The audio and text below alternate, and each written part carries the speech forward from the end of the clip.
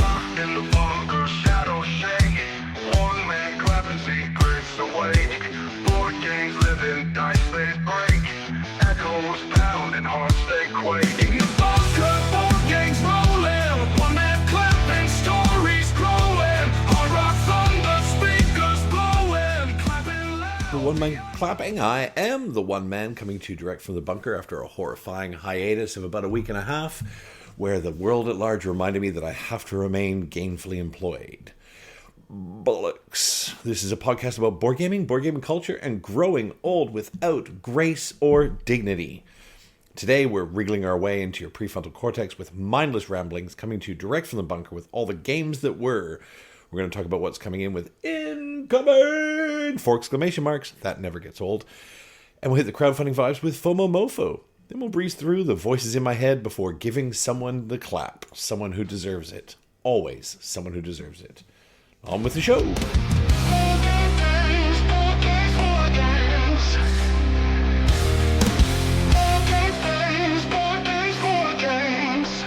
So my board game schedule took a turn for the worse over the last 2 weeks. Thank you. I had to work for a living for a little while. Hashtag reality. My apologies for not fulfilling my end of this demonic bargain. Good news is I have had a miraculous recovery at the table, and I played about 14 games yesterday, so I'm feeling refreshed and alive and ready to take on the world. So over the last 2 weeks, here we are with the games that were. I got in an exit game with the Peanut. The Peanut does love an exit game, as you may recall. I'm not unfond of an exit game. We played The Magical Academy. Now, The Magical Academy is rated 2 out of 5 for difficulty. And it's not that it was overly difficult, but I do think some of the puzzles in this one were a bit obtuse.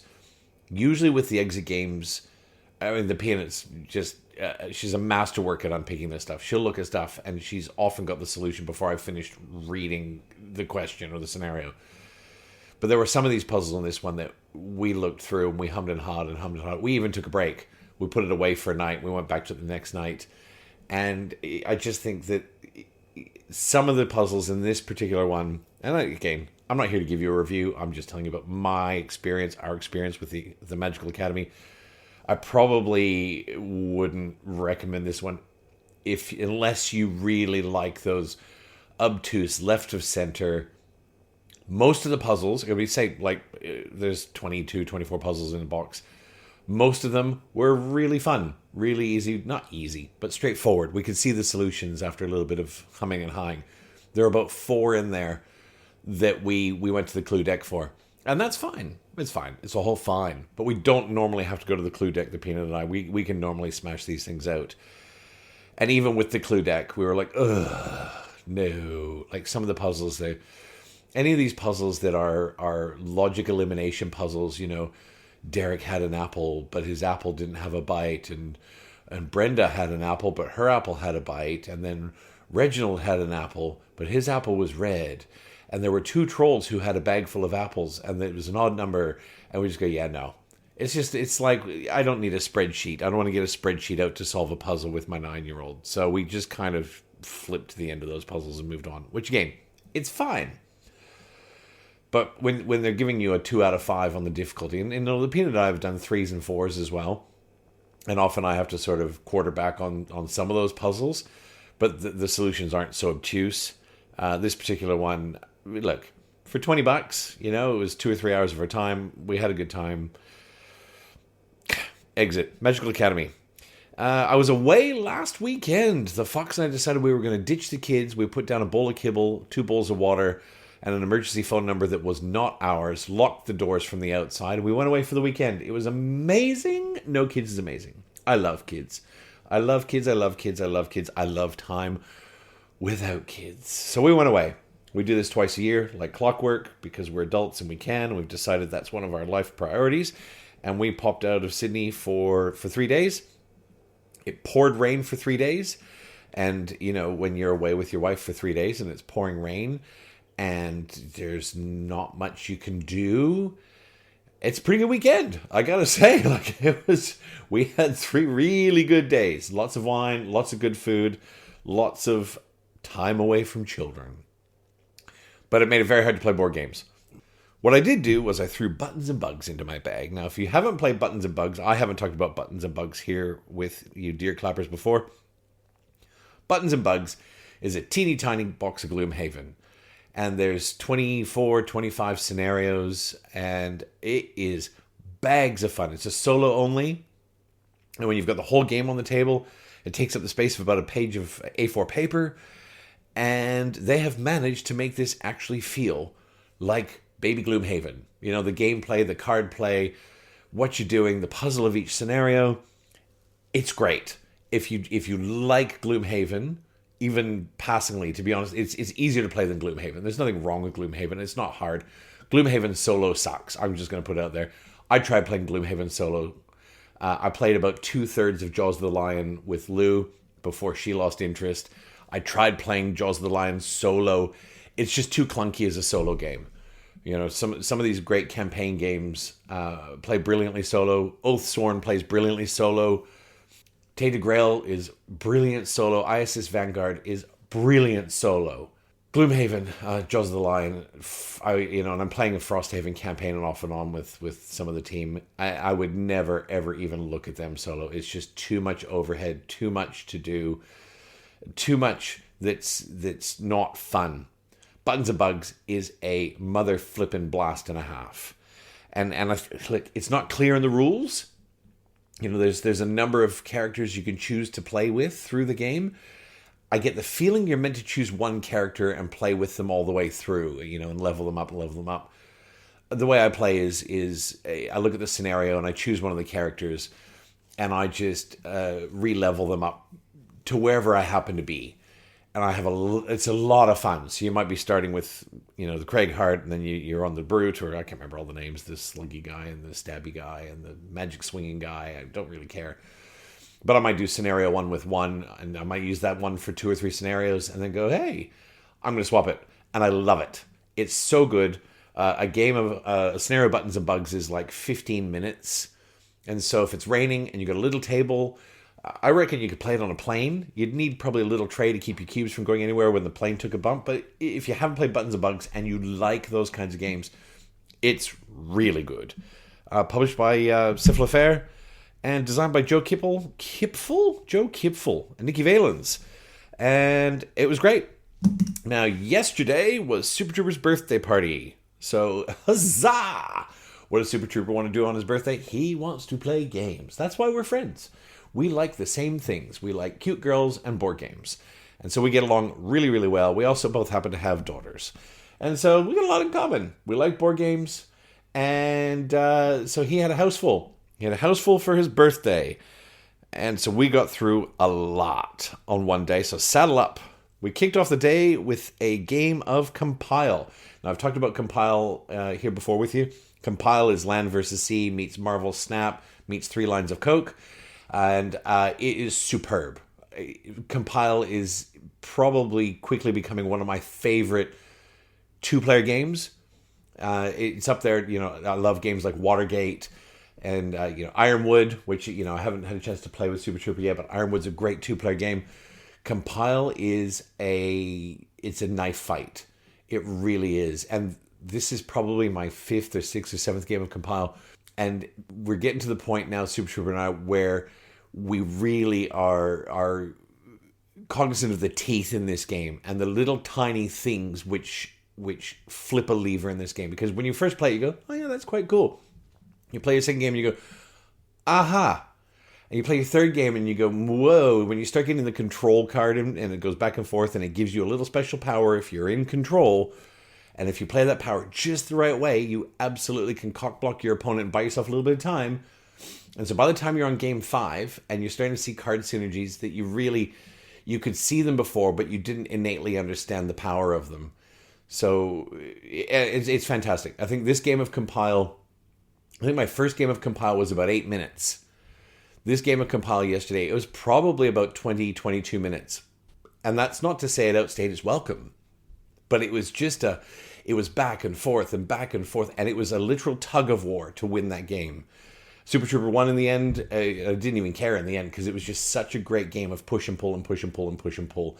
And the thing that I really like about Compile is, unlike Land, Sea, and Air, I think I might have said Land versus Sea earlier. I've only had 2 coffees and it's Sunday morning, so I am so sorry. If I said Land versus Sea earlier, I didn't leave myself enough room to edit that out. Land, Sea, and Air is that, unlike Land, Sea, and Air, where you've got the same 18 cards, you're drafting parts of your deck before the game kicks off. And there's 12 mini decks that you build from. And I know I've mentioned this before, but the interplay between those mini decks is something that I think can't be understated. In this little game, it comes in a box. It looks like a deck box for Magic the Gathering or something in a size. And you pull it out and you lay it on the table. And there's so much teeth in this game. I think, well done, guys. Whenever I play Compile, I think that was a blast. And whenever Compile's coming out now, I'm going to be very much looking forward to playing it. It was designed by Michael Yang, arts by Nolan Nasser and Alan Panakel. Well, the art's not necessarily overly unique. You know, it's really quite, the cards are really quite, I guess, generic, computery, microchippy sort of looks. It is gorgeous. The art is gorgeous. Every single card is linen finish and foil. It might even be PVC and foiled. I don't even have to sleeve this one because the cards feel like the Chip Theory cards. So, but the art is spectacular, and it's very easy usually to grok what you've got in your hand because each of the mini decks has quite a different sort of look and feel. There are a couple of decks that are really quite close, like Spirit and Speed, for example. They're both shades of sort of oceanic blue. We did have a couple of cards mixed up. We played the game. I was missing a card because we didn't really sit down and count them. It didn't affect my enjoyment. Probably is the only reason Super Trooper won that game is because I was missing a card from my Speed deck. But if you haven't played Compile, good luck getting your hands on a copy. I don't know that you can get a copy right now in Australia. I do think it's sold out. I was lucky enough to pick one up at PAX, and it is excellent. So we started the day off that way, and we moved straight into one of Super Trooper's favorite, I guess we'll call it event games. One he loves to pull out at things like PlayCon or birthdays or whenever we've got a whole day of gaming ahead of us. And that's Cthulhu Wars. Now, if you haven't played Cthulhu Wars is bonkers. It's basically it's a area control troops on a map. First to 30 points, whatever it is, it ends the game. I think it's first to 30 ends the game. And how you get to 30 is all. It's fairly the same from faction to faction, but the factions are so wildly different. They play the same, as in it costs the same amount of resources to do your A, B, and C, and D actions. But what those A, B, and C, and D actions are so different that it's basically impossible to parse the board state other than, yeah, I'm not going over there because there's 78 minis, which aren't mini. I think the great old ones in Cthulhu Wars, they're about 15 centimeters tall. They look like, the Fox refers to this game as the Demon Dolly game because it looks like we've got demon dollies all over the table. And whenever you bring this out at a convention, you get a crowd because it has got a table presence unlike anything I've ever seen. The models, they're not painted, they're single colors. They're bright blue or they're bright orange or they're bright red or they're whatever they are. I actually think the models are spectacular. I'd love to see what would happen if you threw a bit of like an ink wash or a, you know, just something to fill in the crevices, you know, a bit of Nuln oil thrown on them. I think they'd really, really pop. But other than that, I think they're great. The detail on them is great, and they look ridiculous on the table. And so I got to play a new faction I hadn't played. We've played Cthulhu Wars 6 or 8 times. I played the Windwalkers. The Windwalkers are the pale blue faction, and they love things like wind and ice and frostiness, and their individual powers Really, really clever and cool. Really enjoyed it. But the big thing with the Windwalkers is if you haven't played Cthulhu Wars, you have a certain number of power each round, and that power is dictated by your presence on the board. If you haven't got any presence, you're screwed for the round, basically. Then you've got to spend a round farming out more people, so you get more power next round. And you can't carry power from round to round typically. Well, the Windwalkers can hibernate. And what they can do is if you have 12 power and you get down to 3 or 4 and you think, you know what, I could really use that extra 3 or 4 next round, you hibernate, and that power you've got left will add to the next round, which is so powerful. Almost OP in this game, to be honest, because power is everything. Being able to bank that for the next round, yes, you might shortchange yourself on actions in the round you're in. It can literally give you the opportunity to do 2 or 3 more actions in the next round. If, for example, all you want to do is poop out an acolyte or a small unit or do a move, because those things are really, really cheap to do. And I had a great game, loved it. I think from memory I won this one, but with Cthulhu Wars I don't even care. You know, you in Cthulhu Wars you'll move into a space, you'll go, I'm declaring a battle, and then the guys that are in the space with you go, oh, that's wonderful, thank you for declaring a battle. My great old one can just eat you at the start of the battle, and battle's over, and you're like, oh, god damn it. You don't even care, because the whole game is that way. It's wild. I really like Cthulhu Wars, and I'm always happy to see it come out on the table. And my preference really is to play a different faction every time. There's a couple more factions I haven't yet played. I think I've played about 5 or 6 of the factions now. Some of them I've played more than once. There's still a couple that are in shrink that Super Trooper hasn't unboxed yet. And Cthulhu Wars, outstanding. Cthulhu Wars is a Sandy Peterson game. There are a multitude of artists involved. And that was Cthulhu Wars. We had a table full by the end of Cthulhu Wars, and so we brought out Landmarks. Landmarks was a new game I picked up at PAX. Landmarks is kind of like Codenames meets Quest for El Dorado or Indiana Jones, whatever you like. And basically, you are trapped on an island. And one person is the clue giver, which basically is the one guy on the island's been separated from the rest. And I've got a radio, and I can unfortunately, due to a low battery or a storm or whatever the nonsensical paint you want to put on this is, I can only utter one word through the radio. And I do that by writing it on a tile. And then the rest of the team has to drop that tile on the map. So hopefully, if you're doing well with your English language skills, you might have frog and bird and soil on the table. And then you've got to, if I want them to put something next to frog but not next to bird and not next to soil, I might say, because all the words are in a cluster, I might write on the tile, I might write fly. And I'll put the fly down. They go, well, frogs eat flies, awesome. We want to put that in front of the frog, and then somebody on the table will go, yeah, but birds fly, so clearly he wants that to go between frog and bird. And in my head I'll be going, no, because I was thinking about fly the insect, not fly the verb. And so then they drop it between the frog and the bird, and there's a trap they've fallen into, and that's bad. That's bad in Landmarks, because a trap does bad things to you. The idea is you've got to navigate them through a hidden map that only the clue giver can see, to at least one treasure, and then to the exit without stepping on too many traps, without getting cursed, without running out of water, which is represented by your number of tiles. And I really, really like Landmarks. I played it at PAX, loved it. We played 3 co-op games where there's one clue giver and everyone else is on a team. And then we played a competitive game where there are blue treasures and green treasures on the hidden map. And the first team to collect all 4 treasures wins the game. And the beautiful part of that is if the green team accidentally discovers a blue treasure, that's a blue treasure for the blue team. Sucked in! And I love it. Love it both ways. I think if I can play it competitively, I think that edges out the co-op just slightly, just because there's a little more banter on the table. People go back and forth. The teams are trying to distract the other team or lead them astray. And they can't even do a good job of it because they can't see the map. But there's a little bit of that going on, and it was a lot of fun. Landmarks is excellent. As far as party games go, I'm not a big party game guy. I will play party games in small doses. It's not my first go-to. My birthday, we only have 3 or 4 people at the table, and we play 4 or 5 heavy Euros, and everyone else can get stuffed. But Super Trooper's a little more social than I.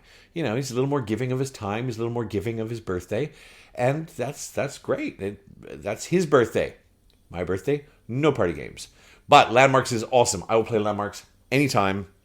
Landmarks is by Rodrigo Rego and Danilo Valenta, and art by Aaron Ng.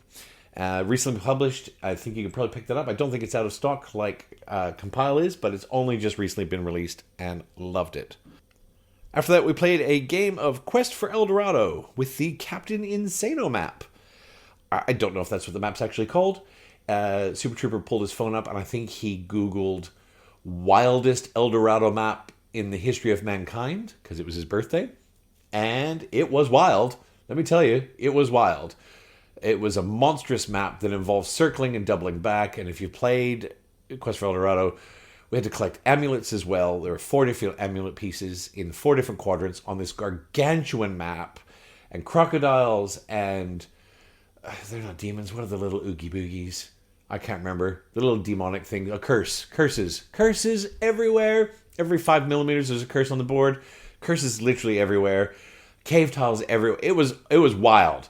It was probably a little long in the tooth, I think, just to get through the game. That's not to say I didn't love every minute of it. Playing with 000 and Dusty and Super Trooper and I. But it was probably, I want to say it was probably 3 hours at least. Which for Quest for El Dorado is probably just a little bit on the long side. Didn't stop me from enjoying it. And 000 won that one, and it was a bit of a runaway win. He was going into the end zone, and the rest of us weren't even close. But the good thing is that didn't become apparent really till sort of the last 20 minutes. It's not like we spent the last hour of the game going, oh well, we're stuffed. We'll just go through the motions. It only kind of really became apparent sort of 20 minutes out from the end that he was going to collect it. We played it out anyway, and it was really fun. I like Quest for El Dorado. It was a blast. It took up the whole table. I will post a photo of the map on the socials later today. It was crazy. And that is, of course, by the ubiquitous Dr. Rado Knizia, art by the legendary Vincent Dutray, and with an assist by Franz Vollwinkle. We went into Viking territory. After that, we played Gnar. Gnar is, and I know I've talked about it before, but maybe this is your first episode. Gnar is a quick and tasty little engine builder, tableau builder. It's more of an engine builder.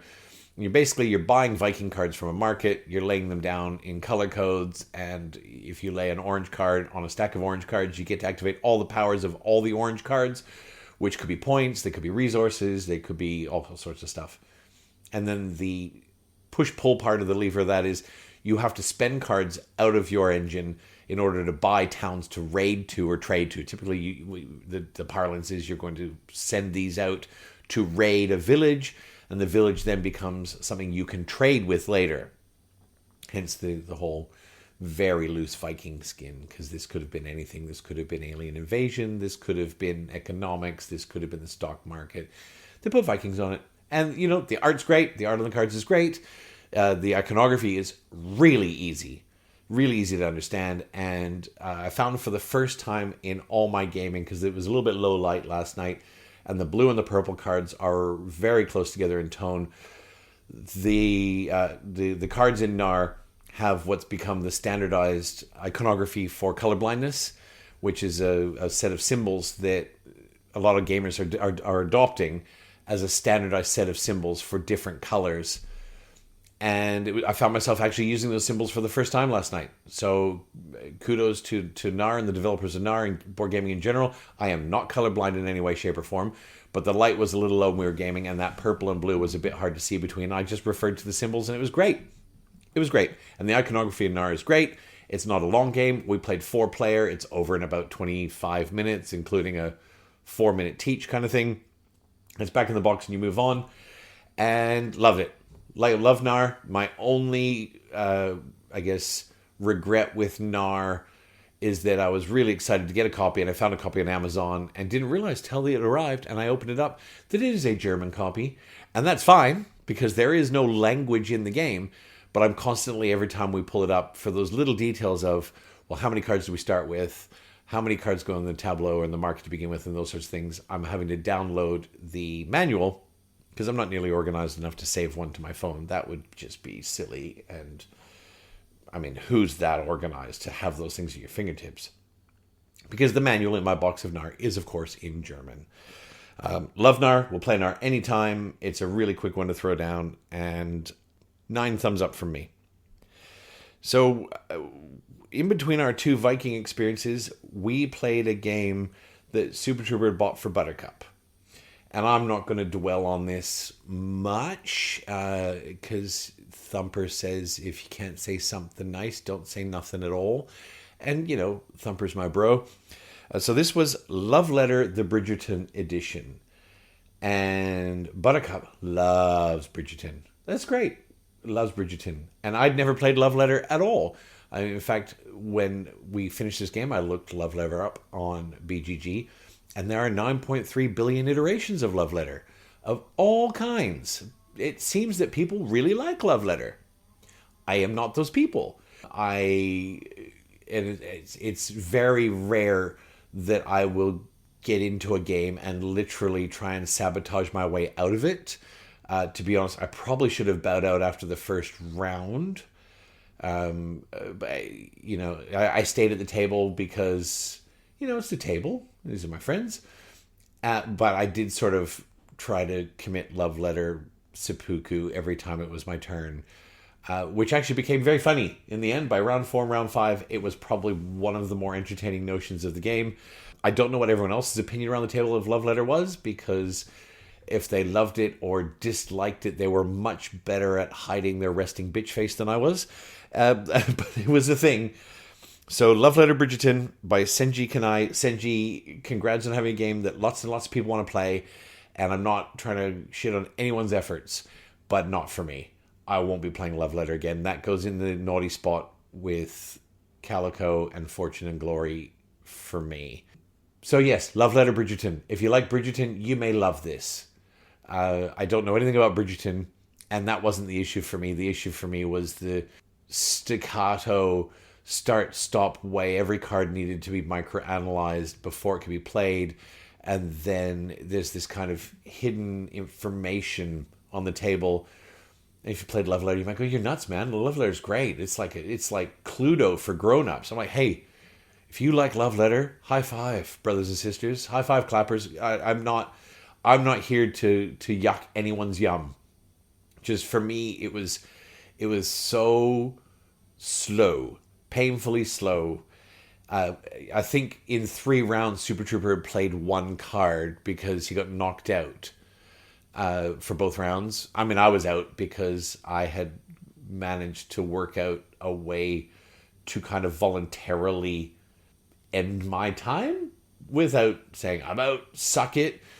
I don't know what would have been more gentlemanly in hindsight. Maybe I should have said, "Look, I might just recuse myself from the table, and I think next time I will try and recall this experience and go, hey guys, is it alright if I just recuse myself from the table? This one's just not for me," and politely sit in the corner rather than, anyway. That's what it is. It is what it is. Love Letter Bridgerton. Sayonara, mofo. And then we finished the evening off. We started this, it was probably about 8:30, 8:45, which isn't too late for most of us. It's fine. We played Nidavellir. Now, Nidavellir was given to me by Super Trooper for my birthday, I think, earlier this year. It is Vikings again. It's Viking dwarves, actually. Maybe it's not Vikings. Maybe it's just dwarves. So is that kind of racist then? Like, what if it was, I guess it's not racist if it's dwarves or elves, because we're not talking about people of diminished stature. We're talking about dwarves in the fantasy sense. I suppose if we were living in Tolkien's realm, this would be a racist game. It's not racist because we don't have, Minas Morgul and Gimli, son of Glóin, at the table going, "This is really rude, guys. This is really stereotypical. These look like my grandparents, and you're making a joke of my life." We don't have that. So I'm going to go with it's okay. So Nidavellir, you are trying to build a tableau of dwarves from a market. It is a blind auction. You've got coins that you lay down for each tavern where the market is, and in unison you flip those over, and then those coins are basically hiring mercenaries for your little army. And the mercenaries have all different icons on them. There's 5 different icons or suits of dwarves. And you get different points. Each icon scores differently. One, for example, is squared. So if you get four of them, you get 16. One of them is multiplied by you get the number of cards you have, or flechettes on the cards, because they each have these little banner flechettes on them. And if you have 6 flechettes, and there's a number in that banner, and all of the numbers add up to 4, because some of the numbers are 0. You would get 4 times 6 for that group. That's 24. And then there's heroes that you get every time you fill a set. If you get a set of all 5 suits, you get to claim a hero from the market. It goes in and they add up and they do other things. We were pulled the rulebook out at 8:30, and it was the rulebook came across a little clunky at first, but to be honest, the gameplay is so smooth. It's so slick. The auction, because you auction and you reset, and there's a way to cash in 2 of your coins from the Royal Treasury for a more powerful coin, and the auctions are blind, which is great. You've got to pre-program your auctions at the start. Dusty, it was Dusty Super Trooper and I, and Dusty got this hero that gave him a superpower that allowed him to hold all his coins in his hand, so he didn't have to pre-program. He could be reactionary. So Super Trooper and I flip, and I've got a 12, and Super Trooper has a 14. Dusty could look at his coins and go, well, I don't really want anything in there. I'll drop my 6. Or he'd go, yep, you're not outbidding me, mofos. And he could drop a 19. It was a great little twist in superpower for him. I really, really liked Nidavellir. It's been sitting on my shelf of shame since the start of the year. It's not going to sit there, on an ongoing basis. I did pick up Thingvellir, which is a very small expansion that adds a 4th market to the table and a little bit more of a push-pull and I guess not so much a take that, but there is a bit of a cock-blocking mechanism in there that allows you to make things a little tougher for your opponents. A little bit. It's not rude or mean. And I think, for me, we at the end, we had so much fun with this. And even though it was, 10 o'clock at night or whatever, the guys were like, you got an expansion? What's in the expansion? We had to know. So we pulled it apart, and we looked at all the cards, and we read the extra rules. And I think we, unanimously decided this was a game we'd really enjoyed and would really like to play with the expansion. And again, Nidavellir doesn't outstay its welcome. Nidavellir was, I want to say it was maybe half an hour once we got through the rules and the rule book and got set up. It's about half an hour. And as it sits right now, I cannot wait to put that one back on the table with the expansion, because it's a really great little mind game. As in, you're playing mind games with yourself, you're playing mind games with your opponents with those blind bids, and there's a lot of ways to victory. Loved it. Nidavellir is by Serge Léger, art by Jean-Marie Mengez, and we'll play Nidavellir anytime. Boxes on the doorstep, new delights inside. Heaven's on fire, fields to divide. Now we're on to my favorite part of the show, which is incoming with 4 exclamation marks. Only one thing in the last week, which is a quiet week for my postman. He's probably working the drive-thru at Macca's to make ends meet. I'm sorry, Pete. That's the way it goes. I don't control the delivery schedule. If it could all arrive every week for you, I'd keep you busy. But in the last cycle, I got Civolution arrived. Whoa, let me tell you how excited I am to play Civolution. Civolution is the latest from Stefan Feld. Stefan Feld of Castles of Burgundy fame. He's got a whole catalog. I think Castles of Burgundy is the only game of his that I've actually played. I'd have to look up his catalog. And Civolution is actually on the block for Game of the Year by many of our industry's notables. I think Paul Grogan's pre-called Civolution as his Game of the Year. He was clear that it's only Game of the Year because Galactic Cruise is not releasing till next year, so that's high praise for Galactic Cruise, which I cannot wait to see based on that. But he's calling Civolution possibly his Game of the Year from this year. I can't tell you anything about the gameplay. There's a unique sort of map and setup for every game. There's tracks, and you have this absolutely bonkers player board. It is a monstrous double-layered player board with about 45 recesses in there that, from what I can tell, you're buying basically upgrades that go into the board. So by the end of the game, your board is so unique for exactly what you've decided to pursue.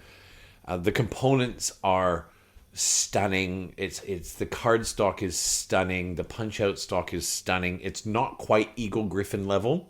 I think Eagle Griffin games, particularly with things like Lacerda's and Bot Factory and that sort of stuff, their punch cards are the platinum standard. I don't think I've ever seen punch boards as good as what Eagle Griffin puts out for sort of the Lacerda tier games. But I would certainly say the Civolution punches are up there. They would be gold standard. If the Lacerda and the Eagle Griffin stuff is platinum, this is certainly gold standard stuff. The box was It's not a huge box, the Civolution box.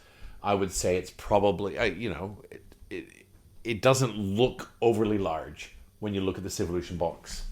It's really probably not much bigger than, say, Wingspan, for example. It's not the size of Scythe or Sleeping Gods or Wonderland's War. The box looks very unassuming. It's 4 kilos, and that's because there are so many bits and so much of this high grade punch board in there. There's so much in there, so many components, and the quality of these components are just so beautiful. The whole thing comes packed in tuck boxes, and the tuck boxes are really functional. If you've played Sky Mines, you know what I'm talking about. Sky Mines has tuck boxes for all the player pieces. The tuck boxes for Civolution, I think, are more functional. They're really, you just pass them out, they've got everything in it, and then the parts for the board setup are in their own tuck boxes, and all the cards are in its own tuck box with dividers. And so this is not a deluxe version. This is just the off-the-shelf version. It comes with a built-in organizer that is not plastic. It's not a game tray system. It's not the preformed plastic that comes in Garfield games, which I love your games, boys, but hate your inserts. They're really non-functional. It's a really functional set of packing, and what's wonderful is at the end of the day, when you go to put your tuck boxes back in, there's a map on the interior of the box that shows you exactly where they go, exactly how they go, and so putting it away is going to be a dream. The player boards are spectacular. Looking at the player boards makes my face explode, and yet allegedly it's not that heavyweight a game from a gameplay mechanic. I can't wait. I literally can't wait. I've got a big day today. It's Sunday in our house, and if I can get this edited, which is my top priority for you clappers, and get this edited and published for Monday morning so you can start your week with a bit of joy, a bit of love in your ears, a bit of juicy noise. If I can get this edited, I'm going to set Civolution up and try and do a solo play this evening. And that's it for incoming! 4 exclamation marks.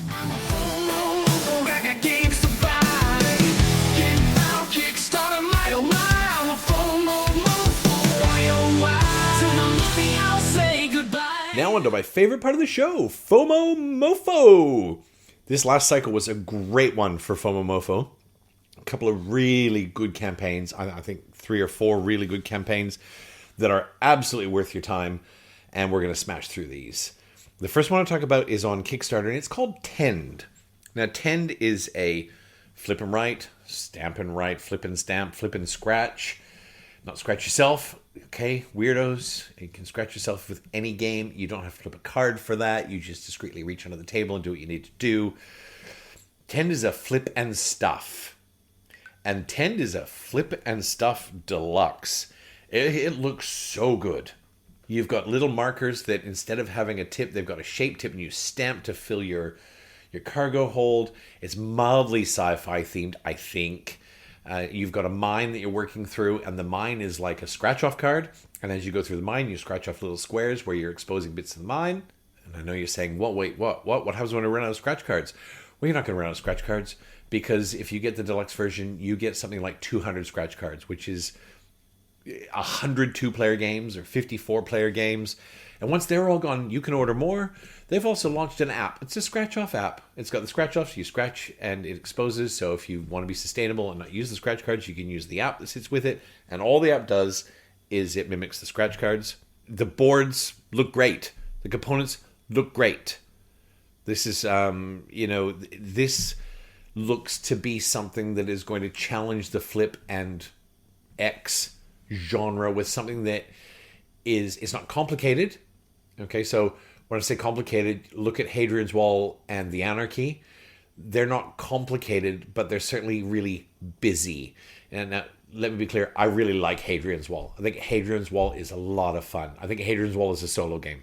If you're going to play Hadrian's Wall with other people at the table, because you flip and you're busy looking down at your 2 pages with 962 boxes, and you're deciding what to do with that flip, I think Hadrian's Wall is really great. Tend, I think, is a little more interactive in that you're chasing achievements that can only be gotten once. I think you can trade. So you can trade resources at the table, which empowers a little bit of player interaction. It's beautiful to look at. In fact, I think Tom Vassell at the Dice Tower said this is the greatest Flip and X game he's ever played, and can't wait to play it again. I may have misquoted. Tom's not going to be listening, but if you are ever listen, Tom, if I've misquoted you, my apologies. I did see that you gave this a very big rap. My only issue with this is the Super Deluxe version, which for gamers like me is the only version. If I'm not just a gamer. I've decided, and I've come to the conclusion, I'm not just a gamer. I've moved into collector status. I like having games. Even if I have a game on the shelf, I'm like, I love that game looks amazing.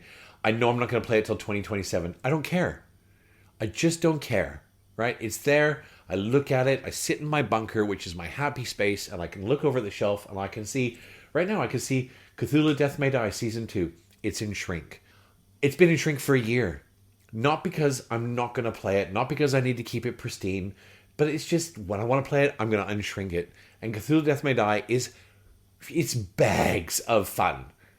And I happen to pick up Cthulhu Death May Die on an Amazon Prime Day, I think, for $79, which is like a $50 savings. I'm like, hey, I may not play it for 4... I don't care if I'm not going to play it for 4 years. This is my library. I'm the librarian of the bunker. And so when I look... My point of this is why I like to buy the deluxe versions of things. Because if I'm only going to play it once every couple of years, I want it to be the most tactile, most enjoyable experience. And this is what I spend my disposable income on. And I love that. So Tend, the Super Deluxe version, which comes with the special markers, lots of scratch-off cards. I think there's little gold coins they give you to scratch off the scratchies, although I think they may be included in the base. There's lots of fluffy, frilly stuff in there. I think it's $200 Australian. Now, $200 Australian in 2024, it's not out of the question for a good game. In fact, it's almost getting to be the norm, the $150, $180, $190, $200, particularly when you're getting games that are either more bespoke, more boutique, left of center, hard to find, or maybe aren't going to print, they're not going to retail. $200, I have no problem paying $200 for a game. I think I just paid, Speakeasy, which I just funded, like, I'm not going to look back at it. I have a feeling that was about $175. And then there's shipping on top of that. So Tend, the deluxe version is $200, and then shipping's another $35. So we're at $235. Here's my issue. I bought Oathsworn for $120, I think. I bought ISS Vanguard, the base box. I think ISS Vanguard, the base box was about $120, $130. There's so much game in there for $130. I'm not saying Tend isn't worth it. And you can get the base box of Tend. I think the base box of Tend is a really sedate, easy, it's $70, $80, $90, $100, $110. I don't know. I don't want the base box. So I'm not looking at the base box for my value proposition. I'm looking at the stuff that's got all the toys. And there's some of you out there will go, hey, Hammers, grow up, get the base box. I'm like, hey man, I don't want the base box. And it's not that I won't play a base box kind of game. But if I'm taking time out from my family life, taking time out from my work life, I'm locking myself in the bunker, either on my own with my friends, whatever the case is. It's like playing video games on a 75-inch screen. I don't want to play video games on a 35-inch screen. That's what it's like for me. I want the stuff that feels heavy in my... I mean, we were playing Nidavellir last night, which has these cardboard coins. And Super Trooper said, wouldn't it be great if all these coins are huge, right? These coins are they're like a medallion, a medieval medallion. They're cardboard. He said, wouldn't it be great if these were all in like brass or copper or whatever the case is? And let me tell you, it'd be like a $200 coin set. But yes, it would. It would have to be on some sort of reinforced steel rack, because if you played Nidavellir, you know, they come out and the coins stand up in a little cardboard punchboard rack so you can see them. And they're all standing there like they're in the stands at a medieval joust, whatever the case is. But it would be amazing to have these chunky gold coins. So when you're bidding, you're plunking down this huge doubloon on the table and you flip it over and they clink in your hand. I would certainly consider it if they were on the market, right? So for me, $235 is what it will take to get Tend on my table. And yeah, it looks like the best iteration designed to date of a Flip and X genre. But when I look around the bunker at the games that I've spent $200 on, I can't, for me, say, yes, that's what I'm going to do. And because I love you all, I've just paused recording to look it up. The base game of Tend is going to cost $140 to get it to my table. It's $105 for the base game. Shipping similar, so it's about $140. I picked up Hadrian's Wall for $70 with free delivery from my buddy Jeff Bezos, and I think it's worth $70. I probably think it's worth $90, $95. You start getting into the $120, $130, and I'm like, it's not $130 in game. Tend looks really fun. And if somebody else buys Tend, I will be very excited to play it. But when I look at what I can get into the bunker for, $200, I think the base game of Elder Scrolls Betrayal of the Second Era was less than that. And that's going to have so much game. And I may be wrong. That might have been a little bit more, but I know it's apples and oranges. I can't part with $200+ for a Flip and X. However, you might love Flip and Write, Flip and Stamp, Flip and Scratch games. This is by IV Studios. IV Studios has a really great pedigree. They brought us Brink, Fractured Sky, Moonrakers, and Veiled Fate. And I hope it does really well. Tend is currently tracking at almost $900,000 Australian. So congratulations, well done, guys. And I will look forward to maybe picking up a copy at retail. But again, I tend not to add things to my library unless they're going to add something really special, and that's either really special gameplay or really special components or a combination of both. That's Tend. Move next on to Shallow Sea. Shallow Sea is really pretty. Shallow Sea is a new game by Bad Comic Games. Bad Comic Games, we talked about this a little while ago with their last game that I was playing, which was Wondrous Creatures. Bad Comet also did Life of the Amazonia and a few other games. So Bad Comet Games is releasing Shallow Sea, which I'm affectionately calling the Jumping Fish game. It looks great. It looks better than great. It looks really gorgeous. You've got these little wooden fish that are so cute. They're vibrant. And they, as a scuba diver, I could tell you, they just make me happy to look at. I would love it if they had little sea turtles in the game. The components look superb. It's you're drafting tiles and animals, so it's basically under the sea Cascadia from the looks of it, as in from a drafting mechanic. So you're drafting an underwater tile and a fish. You play the tile out. On your turn, you Cascadia. You play the tile out and you put the fish out. The fish doesn't go on the tiles; it goes kind of adjacent to the tiles. And then you get a checkers/draft sort of version where the fish can kind of swim from one to the next. They kind of jump and move around, and you can activate combos on the board. It looks great. It really does. It looks like Cascadia with fish, with an extra mechanic thrown in. They've got a rare fish expansion variant, which has, I think, 4 other fish in it. And again, it looks super cute. I think if you haven't got a Cascadia or a similar sort of game, I think this would be a really great addition. The deluxe version, of course, anything else is unplayable. The deluxe version of the game is $85. Shipping's another $30. So you're at 105, is that 115? 115 for this game. That might be great. I don't know. I can't answer. It's going to be a no for me, because looking at this game and my collection, ultimately the decision I've come to is Harmonies. And that is, if you haven't played Harmonies, you should play Harmonies. Harmonies is an absolute masterwork in this style of game. But if you haven't got other games and you're looking at this style of game, the game itself is a fairly accessible price point.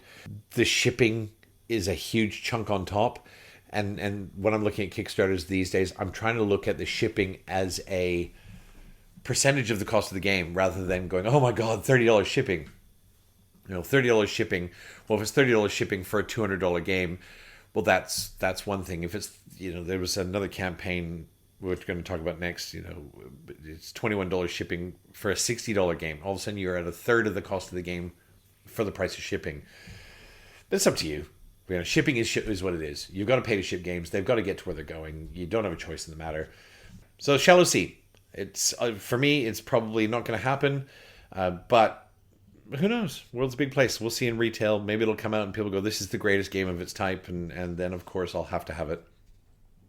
Moving on next, we're going to Flock Together, the reprint and chicken expansion. I picked up Flock Together at PAX.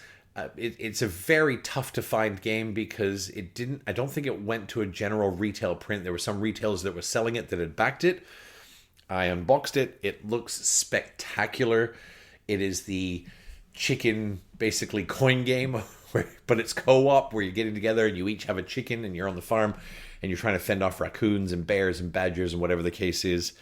Can't wait to play it. Can't wait to play Flock Together. I think it looks amazing.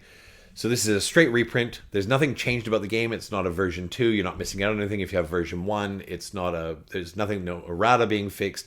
But there is an expansion, which is basically more chickens and more predators and that sort of thing. And it's quite a bit more. So there's a lot in there. If you love Flock Together, there's more to get flocked with. And it's $60 for the expansion and $21 for shipping. So again, we were talking about with Shallow Sea. It's more than 30. It's more than a third of the cost of the game. So by comparison, I think my shipping for Aeon Trespass was about 10%. Now, Aeon Trespass was a very expensive game. It was also a very heavy game. It came in 3 cartons totaling almost 40 kilograms. And the shipping cost of that, it was huge. The shipping cost was more than most games I own. But it was still only 10% of the cost of the game. This is at 30%. So I think, ultimately for me, because Flock Together, there is no deluxe version, there is no retail version versus the Kickstarter version, I'll probably keep an eye out for the chicken expansion to come out with one of the retailers that stocks this sort of thing. When I bought the base game, I actually got the base game for almost the exact same price as the Kickstarter price. I looked it up. I think it was about $6 or $7 more, which means I missed out on all the shipping, which is great. And I didn't have to pay a premium for not picking it up during the campaign, which was also great. So I'll probably keep half an eye out in about a year for the chicken expansion, pick one up locally. Every version is a deluxe version, right? So I'm not missing out on anything. It's only FOMO that stops me from backing it, and I've got to save my money for a bunch of stuff that's coming out. And the last one of today, this is Sweet Lands. Sweet Lands basically looks like what would happen if Vital Lacerda fell into an anime wormhole. It's if you like that kind of art, and for me, I think it's the thing that's stopping me from backing this because the gameplay looks awesome. It's like a semi-brutal area control resource management Euro, which I love. That's like, hook it to my veins. I love that stuff. The production quality is off the chart. There's a photo on their Facebook page of one of the girls in their marketing holding the box. The box is like, it runs from like her torso to her forehead. Admittedly, she's probably a very small woman. And I'm not being, racially stereotypical. It's just she does look like a petite woman. But the box is massive. And the components, it looks great. It really does. It looks like a Lacerda game. And when you look at the videos, it's a 100 to 200 minute game, which means it's probably 4 hours, which I don't mind if it's a great game. I'm all in for a 4-hour game if the gameplay is great. And it does look like good gameplay. It might be great gameplay. For me, it's the art, and it's not all about art for me in a game. I played Smartphone Inc. Smartphone Inc. looks like somebody spilled a spreadsheet on the board game, but the gameplay's great. And I can tell you, I would never, ever have bought Smartphone Inc. If somebody said Smartphone Inc. is a great game, you should buy it, I would have looked at it and gone, computer says no. We would not have my money. And it's not to say every game I own is a stunningly beautiful game. I have games which maybe aren't the prettiest. I've got Tiletum. Tiletum's on my shelf of shame. But I have watched gameplays of Tiletum, and I love the way it looks. This is beige Euro at its best, and I'm okay with the beige Euro. This is not a beige Euro, though. It's just anime's never flipped a switch for me. And it's not even like the weird sexual anime, which I find really repulsive. It's just anime. It's just that Japanese style art, which I can understand an appreciation for. I just don't have myself. The deluxe version of this is $190, which I think for what it looks like is perfectly reasonable, and shipping's only $30. So we've got shipping of $30 for Sweetlands, or we've got shipping of $35 for 10 the Flippin' Right. And this is where I look at it and I go, guys, I think what's being clever is, and I'm sure that's what's happening in campaigns like this, is the publisher said, hey, we're going to hide $20 of shipping in the cost of the game. And I get it. I know what you're doing, and I like it. Because in my tiny board gamer brain, I go, well, that game's $190. I could pay $190. Shipping's only $30. Now, shipping was probably $52.50 or something. They're just being really smart about it. And I like that. Yes, they're manipulating me. Yes, I know they're manipulating me. Yes, it's a head game. I'm okay. I actually think Sweetlands could be a great game. It's ultimately a no for me, but largely because there's at least three massive campaigns coming out in the next month. 2 of them are next week, and one's in the first week of December, that I need to sort of slam my wallet shut and hold on for dear life, just to make sure I've got options there. But I think I would put Sweetlands in the Rococo category. Rococo, again, is a game with art and a theme that I would typically look at and go, no, not for me. But Rococo's fantastic. Super Trooper pulled Rococo out and he goes, hey, man, we're going to make dresses. And I'm like, really, bro? He's like, yeah, we're going to make dresses. And Rococo plays like a Lacerda. It looks and feels like a Lacerda. It's a brain-burny, puzzly, and the art is great. It's just not art that I would lean towards. So I would put Sweetlands in the Rococo category. If somebody else bought Sweetlands, I would be absolutely at the table. I think it'd be a blast to play. I just, shelf space is finite. And eventually I look around the bunker and I've got a lot of space. I'm very lucky. I got a lot of space. But I recognize that there's going to come a day where that space will be full. And so something like Sweetlands is going to be a no for me. Would 100% play it, though. And for noting, there's a new Cthulhu Death May Die campaign on the way worth watching. If you love Cthulhu Death May Die, it's featuring mother flippin' Godzilla. It's not one of the aforementioned campaigns. It's not live, but I will be watching this closely. I have an absolute soft spot in my heart for Godzilla, and there's a tiny part of me that is absolutely hoping that we can play Godzilla versus Cthulhu like Rise of the Monsters style on some sort of scenario. I will be very hard-pressed to pass something like that up. I grew up watching Godzilla in black and white. Godzilla -1 was fantastic. I love that kind of pulpy monster movie. Pacific Rim it's like movie porn for me. I know Pacific Rim wasn't everyone's cup of tea. There's some people that think it's one of the worst movies ever made. I could watch Pacific Rim back to back twice. It's just so much fun. It's monsters. It's monsters ravaging towns. And so Cthulhu Death May Die with Godzilla, I am hopeful. I am watching. And that's it for FOMOMOFO. Voices in my head, I'm talking to myself. What board game should I get down off the shelf? What should we do? What game should we play? Would steel and wood will use more just to play. Voices in my head, it's just hell and me. Voices in my head. And now into my favorite part of the show, voices in my head. There are plenty of them competing for space this week. My word. This week I want to talk about what happens when life gets in the way.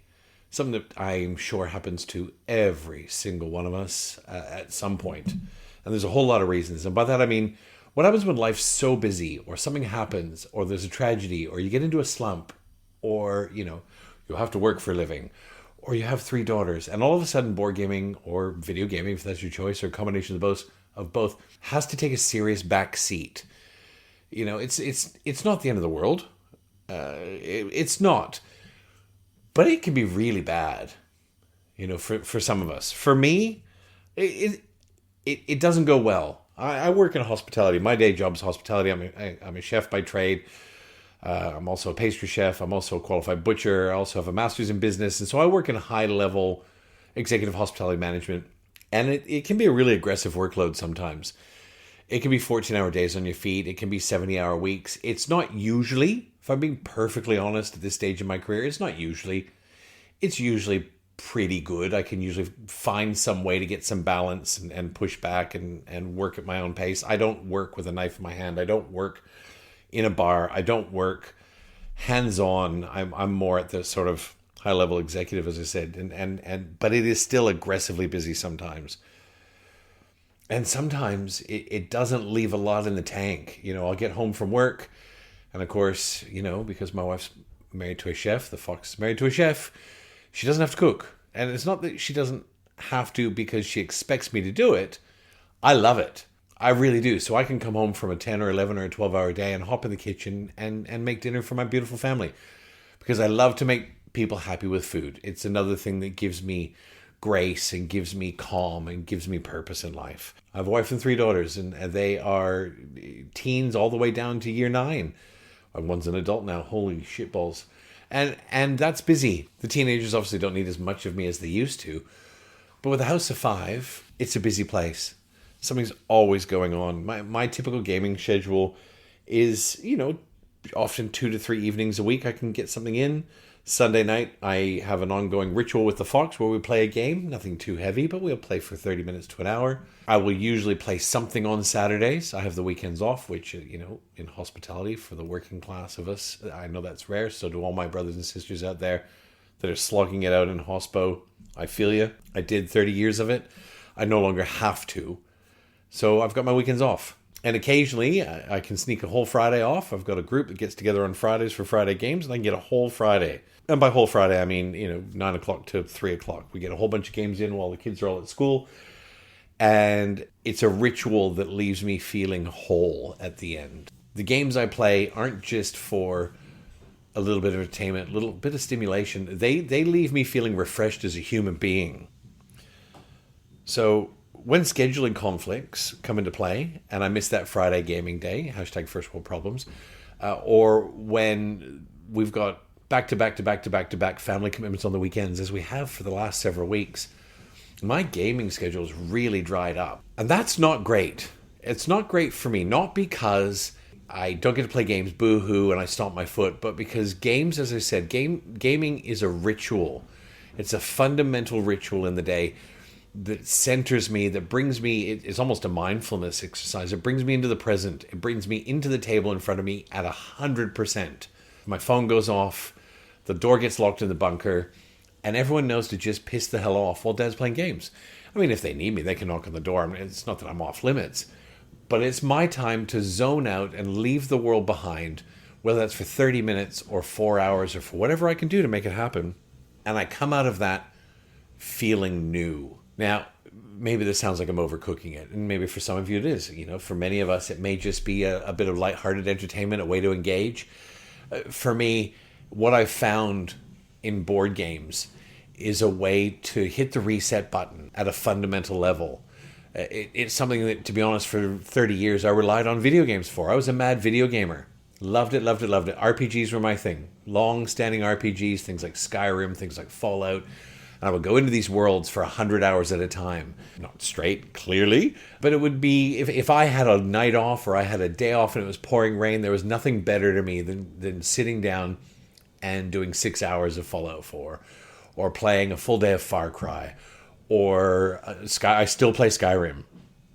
For what it's worth, Skyrim still holds masterpiece level gaming for me. Board gaming has replaced video games for me in a very large part. I think because as I've matured, I'm really seeking out a more tactile experience, and it's one of those aspects of board gaming that I think is keeping me off of places like Board Game Arena, which I absolutely respect. And I can see the appeal. But if I'm going to play solo gaming, I want to have it in my hands. I want to feel those coins clinking in my hands. I want to hear the pieces clinking and chunking on the board. I want to hear the dice rattling down the tower and into the tray. I've got a little music on the background. I've got air conditioning. I've got great lighting. I am blessed with one of the most extraordinary personal spaces. My beautiful Fox, she built me this extraordinary space that I can go to. And when I step into this space, it's transformative for me. And when I'm at that table, it is a time of repair. It's a time of soul healing. And I am not a spiritual person. I don't have faith. I don't have religion. I absolutely respect it, but I don't have any myself. But I do recognize that there's something fundamentally spiritually healing about doing whatever it is. It might be jogging for you. It might be reading. It might be writing. It might be painting.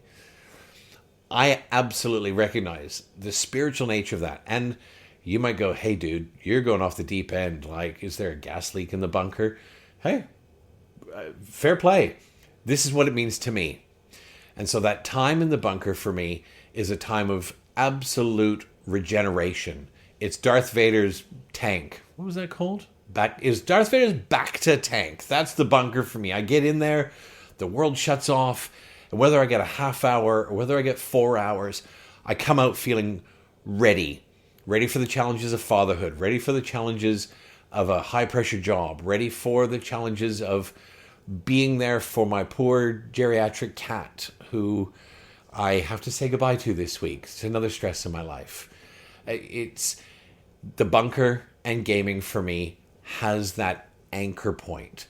It is the stone in the middle of the lake that gives me the break to swim across to the other side.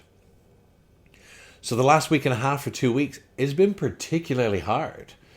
And again, I'm not trying to say poor me, but I would like to think that every one of us has managed to coalesce something in our life that makes everything else manageable. It might be meditation. It might be rock music. This is mine now. And it's something that I love in a fundamental way that allows me to be approachable. It allows me to be fundamentally resilient, and it allows me to go back out of the door and be the strongest dad and the most powerful husband I can be. And some of the things I've noticed, and you're going to get some really deep insight into me as a person in the next sort of 10, 15 minutes. 10 days, 12 days, 13 days with no board games. So I found, I think at the end of the first week, that I was becoming quite irritated with the world at large. And that could just be grumpy old man syndrome. We'll call that GOMS. It's a new term for clappers. I had GOMS, grumpy old man syndrome, which I'm not going to say I don't get that from day to day, but it's very rare. Those that know me know that I'm a very go with the flow. I'm a very, hey, what's coming? Let's just deal with it as a team. It's all good. I found that at the end of the first week, I was getting really quite reactive to the world. I'm not talking road rage. It was little things. Little things. The peanut would come up and she asked me the same questions 3 times, and I wouldn't snap, but I could feel like there was a little bit of electricity tingling across my skin. Like it was just hard to deal with, harder than it normally is. And the peanut is one of the lights of my life.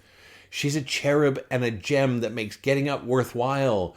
She's also so much work. Oh my God. If you don't really want kids, really rethink your life choices before you do. I'm kidding. Totally have kids. I have 3. They're all horrible and they're all amazing. But these sorts of things at the end of the week became very hard to deal with. And I found by the end of about 10 days that I was getting really poor sleep. I was waking up a lot in the night. I wasn't stressed about anything in particular. My job right now is high pressure. There's a lot going on, but it's not high stress. I'm very good at what I do and I don't worry about work. I get home from work, I'm able to very effectively turn that off and move on with my life. I was waking up a lot, waking up through the night, waking up 2, 3, 4 times, and trouble getting back to sleep, and then up a half hour before the alarm. And it's murder waking up a half hour before. Like, it's murder. You wake up a half hour before your alarm and you lie there in the dark and you really want to commit some sort of violent crime because you just feel so robbed of a fundamental right. It is a good night's sleep. Now, I'm not saying this is related to board games. This could be a coincidence. Life is a complex ecosystem. It's an evil little terrarium of a pressure cooker. There might be something else. I could have a virus. I could have gastro and not know it. I don't know. But I'm telling you, yesterday I played 14 games. I played 14 games with my friends. 13 of them I loved, 1 not so much. I played 14 games and I slept like a baby. I got home and I was happy, and the world was a rosier place. And that's not to say it was evil. I don't have suffered depression and anxiety. I live with it in my family. I'm aware of it. I have been touched by depression and anxiety. And please don't think that I'm trying to tar myself with that brush to say, poor me, poor me, poor me. I am not. I have a life that I love. I love life. I love living. I love getting up in the morning. I love coming home to my family. I love my job. I love my friends. I am so lucky. I would use the word blessed, but I am an absolute dyed-in-the-wool atheist. I am so lucky in my life. This isn't a pity party. That's not what I'm saying. What I'm saying is I feel different when I don't get to play board games. And I felt different for the last sort of, I think it was about 13 days between board games. I managed to play 2 games, very, very brief ones, in that gap. And it affected me very powerfully. And that's life gets in the way, and sometimes it just does. I've been so lucky in that for the last, I think, 3 years, although I've gone through dry spells where I've had to work a lot, I will say that in the early parts of my board gaming life, board gaming didn't have the presence or the importance to me. I enjoyed it. I really enjoyed it. I really enjoyed it. But it's something different for me now. I recognize that I'm not a board game player. And it's a minor and perhaps meaningless shift, but it is a shift nonetheless. I'm a collector. As we talked about this earlier with some of the crowdfunding things that are going on. I will buy a game because I want to have it on the shelf, like a fine book, like a leather-bound volume. No one ever gets shamed for having a leather-bound volume of Tolstoy on their shelf. They maybe read Tolstoy once in year 11. They love it. They found a leather-bound volume. They put it on their shelf. People look at it and go, wow, that is beautiful. Yet for some reason, we have a shelf of shame in our culture. We have a shelf of shame where there's a game there that I've not played, and so it's on the shelf of shame. Now, I don't mind the term shelf of shame. It doesn't hurt me. It doesn't bother me. I just as often in my private life use the term shelf of opportunity. But the reality is I've moved on from that whole mindset to, yes, all the games I have not played are sitting on one shelf. And I look at it and it makes me smile. Not because I haven't played it, because I know that I have experiences there that I've not had. And it makes me infinitely happy to look at this collection and look at the things that I have. Because, and I'm waffling a little, we're going to come back to Life Gets in the Way. But I can look back at my firsts. The first time I played Terraforming Mars, my head exploded. It was my first real modern board game. I'd played a few, but Terraforming Mars, and I know Terraforming Mars and Pandemic and Wingspan, these are a lot of people's first. I played Terraforming Mars, and I went home, and I just sat there, and I think it was maybe half an hour, and I ordered Terraforming Mars. I'm like, fuck it. I know Super Troopers got a copy, but I want this in my house. And for the most part, Super Trooper and I, because we both have moderate-sized collections, we try very hard not to overlap because we know we can borrow games at any time. But there's certain games that I would, it's like intimacy with my beautiful wife. It's nice to say, hey, Sunday night, baby, it's all on.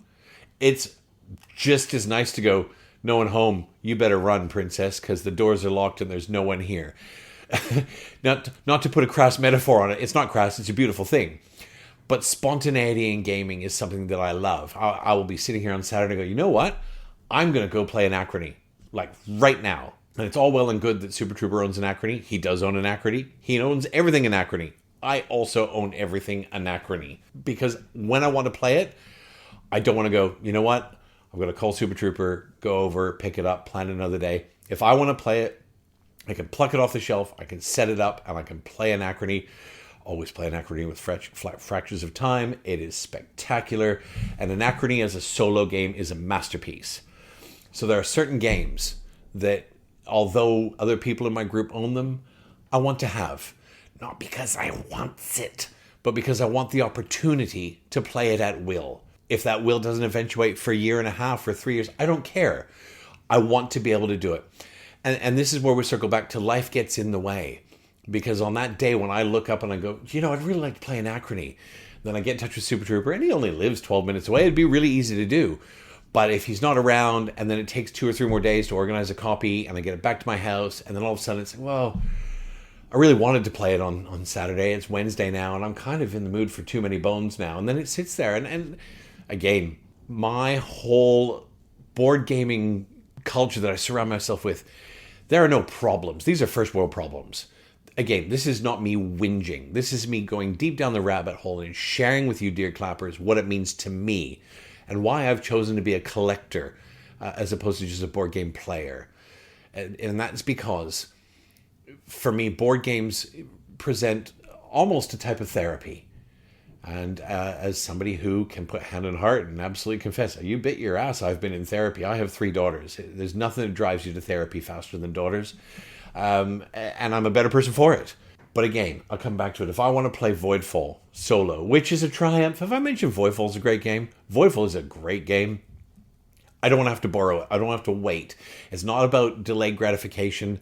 I am an adult. I perfectly understand the notion of delayed gratification. Hashtag Kickstarter and GameFound. We just order that game and we wait anywhere between 18 months and 27 years. And it comes and I'm still bloody excited. It's a fact. It's more a matter of being able to scratch that itch. Because once the itch is scratched, I can go back to life in general. Sometimes life gets in the way. And for me, I'm going to be perfectly honest, it's horrible.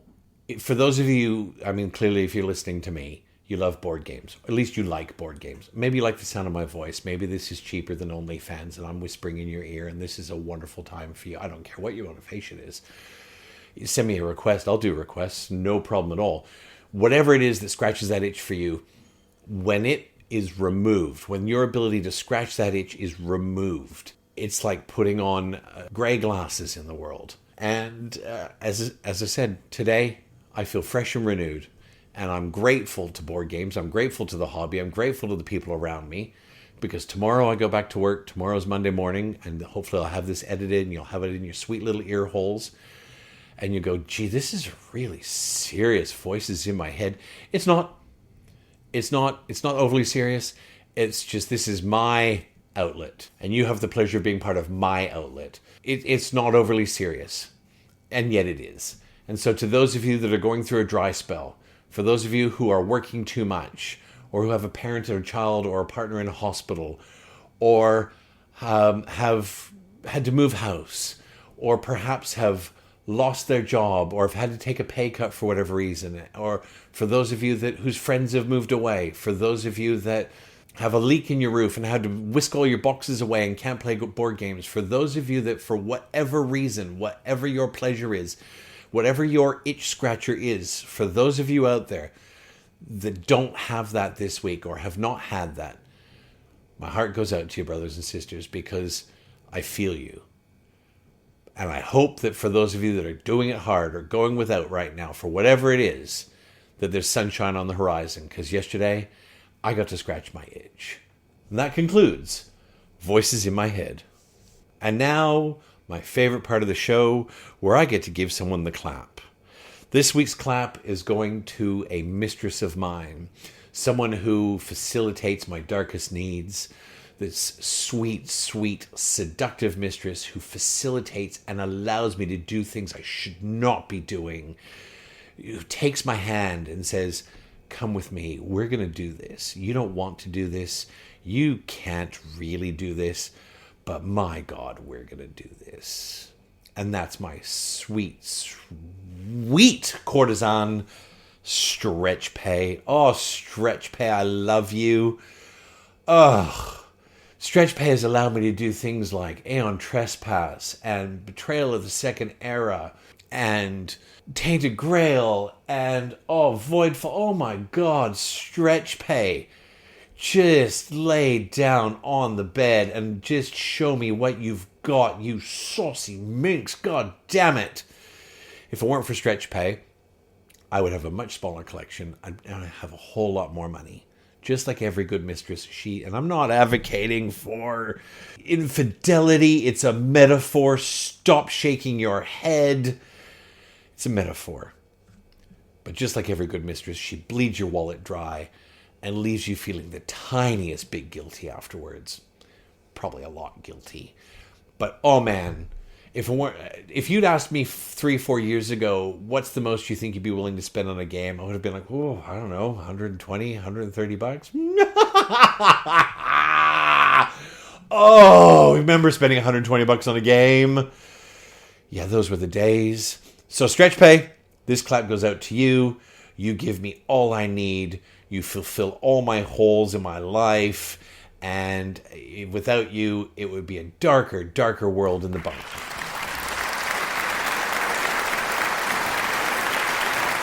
And that concludes this week's book report on the famous volume titled My Life is Too Busy and I Want to Be a Trophy Husband by that famous author whose name you could never remember. Here's hoping next week's schedule sees a writing of the planetary alignments, and I'm wildly hopeful that board games will be waxing in the shadow of Uranus, bringing a dark, stranger, and new adventures. You can reach me on all the socials. Find me on Facebook by searching One Man Clapping. Email onemanclapping, that's WONmanclapping at gmail.com, as in I've won all the games. I'm on Instagram at @1theNumberManClapping. You can join the One Man Clapping Guild on BGG, subscribe to Guild 4426, and enjoy all the crickets that are going on there. But you will be ready when we hit critical mass and the sun comes up over the horizon and we invade BGG and it is on. You will be poised and ready as part of the One Man Clapping army. OMC for the win. Thank you as always for your time. The fact that there are at least 10 people listening to this that I don't actually know is immensely humbling. This week's episode was brought to you by Voltaren Gel, the gel that gets you to the table. Voltaren Gel for players over 50. Until next time, get your game on, even if you've got to play with yourself. And remember, if you spill your drink on the games table, it's absolutely assumed that you are sacrificing your shirt to clean it up. No time to run for paper towels.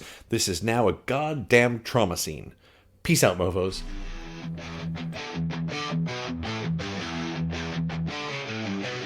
Locked in the bunker, shadow shake. One man clapping secrets awake. Board games live in dice they break.